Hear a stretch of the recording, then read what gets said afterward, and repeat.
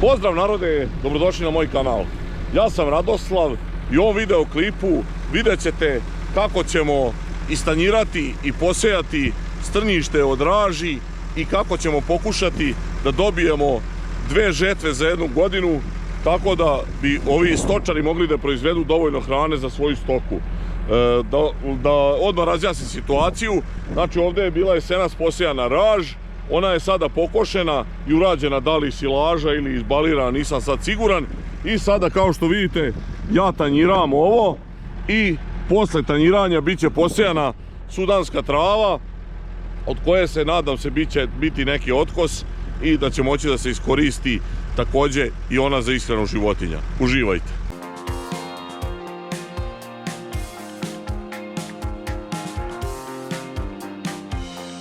Tanjiranje naravno obavljamo sa traktorom Case Puma 155 i ovom Landstal tanjiračom, a što se same raži tiče, znate da je to ozima kultura, iako postoji i ova jara raž. Raž se uglavnom koristila u ljudskoj ishrani za proizvodnju ražanog hleba, međutim u zadnje vreme počela je da se koristi u stočnoj proizvodnji više za ovu senažu. Nekada je korišćena uz grahoricu i još neke druge trave, biljke kako da kažem, i rađeno je košenje, međutim sada su počeli stočari da rade samu ovu raž bez ičega, znači rade je čim pred vlatanje se pokosi, kada bude onako velika i kad ima puno mase, i onda se da li balira, da li silira, šta se već radi, nije bitno. Uglavnom, tako da sada ima vremena da se poseje i drugi usev.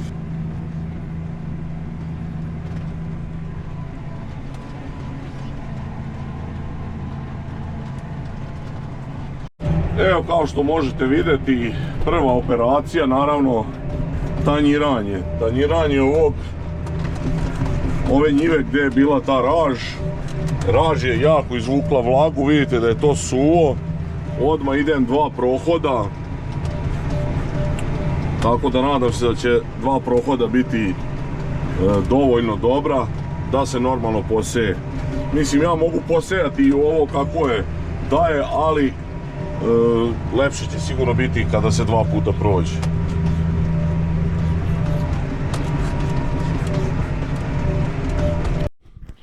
Naravno, da bi se dobila tolika masa i da bi ona bila tako hranjiva, potrebno je puno vode i zbog toga svega ona strašno istrpi zemljište, izvuče svu vodu. Ovdje možete vidjeti na ovom sniku sa strane kako to strašno izgleda. Ja sam pustio, znači, maksimalno tanjiraču na nekih 16 cm i tu nigde vlage nema. Tako da je to jedna od mana ove raži. Ovaj sad drugi prohod, njega idem samo pomerim za 60 cm levo ili desno AB liniju, znači da ne bi gazio po istom tragu, da bi pomerio osim traga gdje sam prošli put prolazio traktorom i onda tako radim. Naravno, verovatno bi najbolje bilo da se jednom radi u dijagonali, jednom u pravcu, ali ova njiva je čudnog oblika, tako da to, mislim da nemam živce sad za to.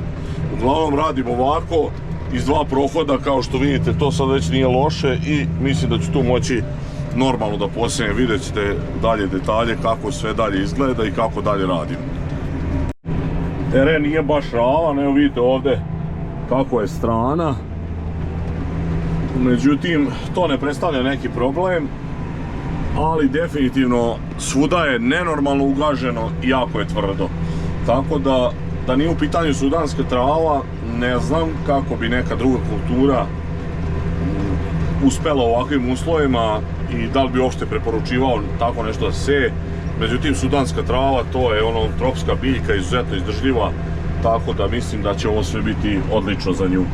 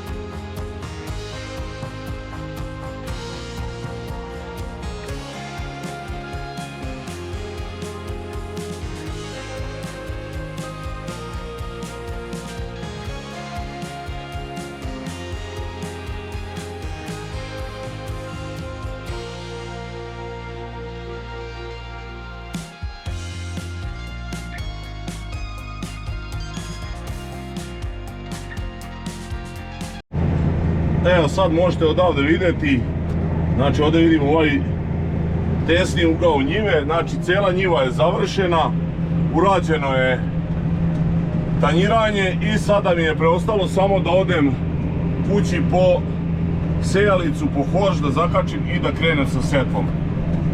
Kada sad krene setva vidjet ćete dalje detalje. Zakačena horš mašina, evo možete vidjeti sve namešteno i krenuli smo u setvu. Malo sam ovdje jedan preskočio trak, nisam bio uključio da farba, uglavnom evo to bi bilo to. Sad sam valjda potrefio ove širine brazde, možda ovdje sad imam prvi, ovo je malo promašen, ali posle će biti dobro, valjda ću posle ući u fazon. Uglavnom sad ćete vidjeti kako to izgleda. Priprema kao što vidite nije baš sjajna, s obzirom koliko je suvo, dosta traktor skače. Za sad idem nekih oko 8,8 km/h. Sad vidjet ćemo dalje da li će moći brže da se ide ili će to biti ta brzina. Nasuto je nekih 190 kg na 5 hektara, znači to je oko 38 kg po hektaru ove sudanske trave. Ja sam stavio kilogram manje za svaki slučaj, stavio sam 37 da sejem. Vidite tu setvenu normu. Sad da vam malo predstavim i ovu sudansku travu. Sudanska trava je inače jednogodišnja hibridna vrsta sirka. Može se sejati postrno kao što mi ovdje radimo ili u redovnoj setvi.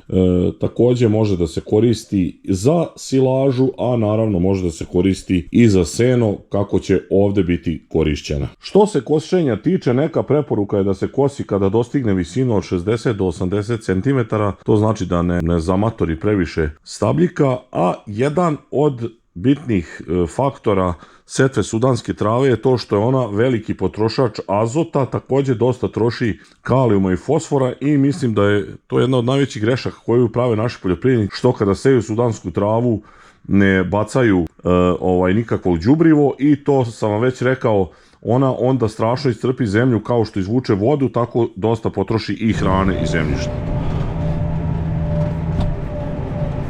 Evo vidite, do sad sam uradio nekih 1,4 hektara, ovdje jedna linija nije uračunata, malo jače, skoro 1,5 hektara sam uradio. Vidite koja je prašina, uslovi su skroz nenormalni,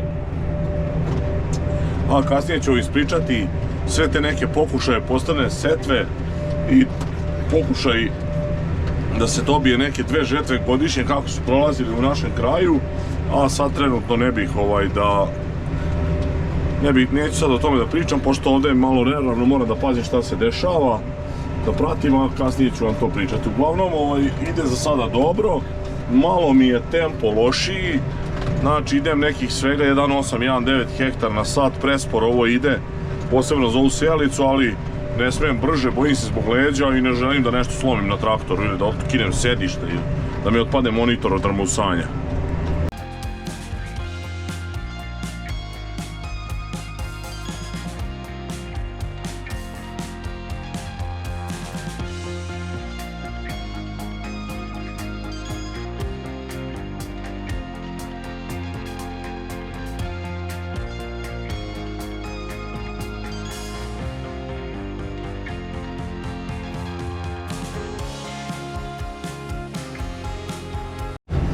Što se krčedina tiče, postoji neka prilično duga istorija pokušaja da se dobije 2 žetve ili da se uradi neka postrna setva. Znači pokušavali su ljudi u zadnjih 30 godina, bilo je pokušaja i soje postrne kad se skine ječam, i bilo je pokušaja da se uradi postrni kukuruz, postrni suncokret. Postrnu soju čak ste imali kod mene u videu prilike da vidite, međutim nije uspelo. Uglavnom su bili neuspešni pokušaji, pošto mi, znači to već simptomatično, leti imamo ogroman nedostatak padavina i to ne može da se nadoknadi nikako jedino nekim navodnjavanjem. I što se tiče samog ovog uspeha, do sada su jedino prolazile njive koje su navodnjavane. Međutim, ovo po meni sada što se radi na raž, to bi moglo da da neki efekat, zbog toga što se raž prilično rano skine. Znači nije kao ječam da se čeka tamo sredina juna ili početak juna, nego se ipak, evo vidite, skida u aprilu još mesecu, jeste sam kraj, ali je i dalje april. Tako da po meni postoji šansa da ukoliko padne normalna kiša, da bude dobro. Što se tiče same ove setve sudanske trave, ona bi u svakom slučaju trebala nešto da izraste, i ako bude neke kiše, trebalo bi da bude neki normalni otkosa, ali pričam na setvu posle raži, da posebno na ovaj način, ne ovršene raži, da to nisam rekao, nego pokošene raži, izbalirane, urađena silaža, super silaža, šta se već radi. Uglavnom tu ima šanse, zato što vremenski ima mogućnosti da se situacija popravi, da se na vreme uradi, poseje, pripremi. Tako i mi pokušavamo isto ovu njivu. Međutim, šta mene ovde brine? Recimo, brine me što je nenormalno suvo, i ukoliko ne padne kiša, neke druge kulture, kao što će verovatno biti pokušaj setve isto ovako na ovu strnište, ražano strnište suncokreta, koje će Stefan pokušati, gde bi moglo da bude već nekih problema i u nicanju, a i u kasnijem razvoju biljke zbog sve ove situacije, ovih pustinjskih uslova. Tako da, mislim, eto, to ćemo još ispratiti, vidjet ćemo, verovatno ću snimati i to kod Stefana kada budemo radili i pripremu i setvu, pa ćete vidjeti da li će tu biti neka veća razlika. Uglavnom, najveći problem nastane kada se pokuša oranje, zbog toga što samo oranje još više izvlači vlagu i izuzetno je teško pripremiti zemljište za setvu posle oranja kada je situacija ovakva.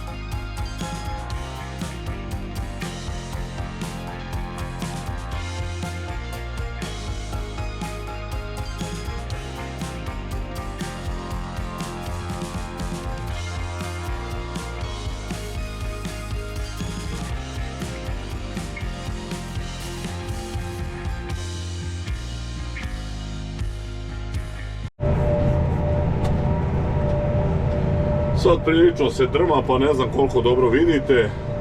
Evo, približavam se ovih 2 hektara. Pokazuje 1,98, ali pošto sam rekao, Seam Ari mi nije izmerio tamo, jer sam bio isključio slučajno merenje, znači prešao sam 2 hektara, ukupno imam 5 da uradim i to će biti to što se tiče setve ove ovog pokušaja setve i da se napravi ta ekstra zarada na ovoj njivi. Ne znam šta bi vam još više rekao. Oko ove same sudanske trave nisam baš neki stručnjak. Evo vidite kako sad izgleda njiva, u međuvremenu je ipak Mika uspeo da ovo povalja. Ovo je snimak od sutradan, kako da kažem, ne od dana kad sam sejao. Ja sam ovdje došao, zafalilo mi, evo vidite, ove gornje vratine, tako da kraj ćete vidjeti od sinoć odjavu. Ja sam bio ubeđen pre mraka da će biti sve u redu, da će imati semena, međutim nisam imao, ali vidite da je ispalo ekstra, sačinilo se lepo i ravno i sad može brzo da se ide, a bilo je strašno zaista. Uglavnom mogu da vam kažem da naravno, ukoliko možete, zapratite moj kanal. Ako do sada niste, ostavljajte lajkove, komentare, delite moje video snimke. Ukoliko ste u mogućnosti, naravno, možete postati član mog kanala. Na početku sam objasnio čemu se tu radi.